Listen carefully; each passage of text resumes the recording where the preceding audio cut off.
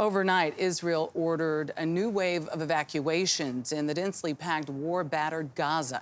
The Israeli military said it will forcefully operate against Hamas militants hiding in designated humanitarian zones in the southern neighborhoods of Khan Younis. The UN warned the order significantly destabilize aid operations in the Palestinian territory, where desperation deepens. Deborah Pata is in East Jerusalem for us. Deborah, good morning. Good morning. Our team on the ground in Gaza tells us that the Israeli evacuation orders cover an area in Khan Younis that's part of a roughly 20-square-mile humanitarian safe zone, sheltering about 1.8 million Palestinians. This, as Prime Minister Benjamin Netanyahu has been doing the political rounds in the U.S. There may have been applause for Netanyahu in Congress, but hardly anyone is cheering for him back home.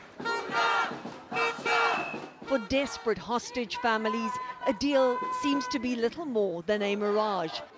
The Israeli leader met with former President Donald Trump, who's previously rebuked Netanyahu for being weak.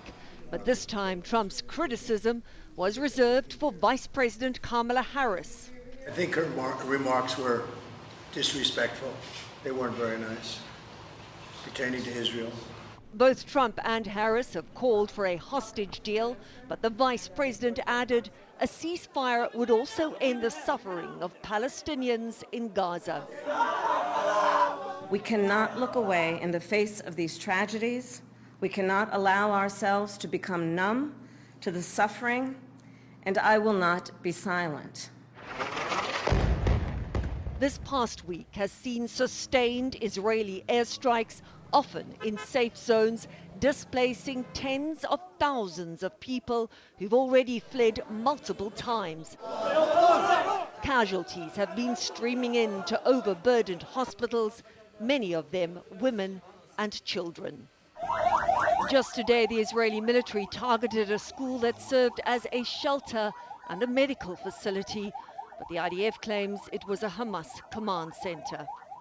45 American doctors and nurses who have volunteered in Gaza have written to President Biden calling for an arms embargo against Israel.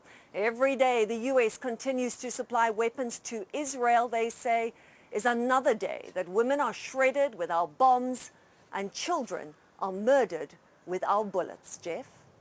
Deborah Pata, thank you.